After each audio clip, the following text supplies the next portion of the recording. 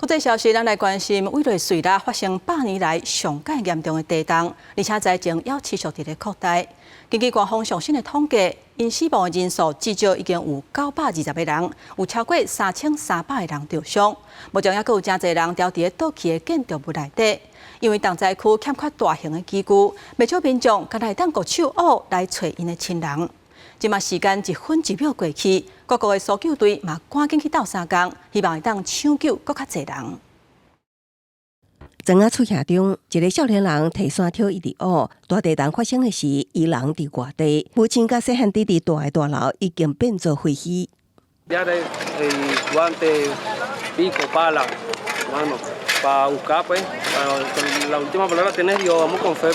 甲美迪娜同款，真濟居民只會當靠雙手甲簡單的工具，佇曾仔厝下中找找失聯的親人。重災區拉瓜希拉也有不少倒去的建築無清理，大批家屬就急守佇廢墟邊仔，等待繼續出現。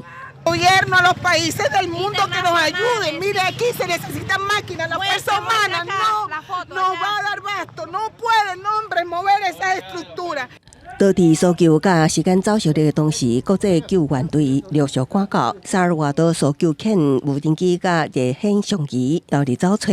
美國提供1億5000萬美金援助，派遣軍機甲軍艦支援，閣暫時放寬部分制裁措施，協助救災物資進入委內瑞拉。也毋過災區也開始出現邊緣甲特殊問題。代理總理羅德里格斯去勘察時，予部分居民大聲喊發聲，批評政府救援不力，也阻止志工進入災區。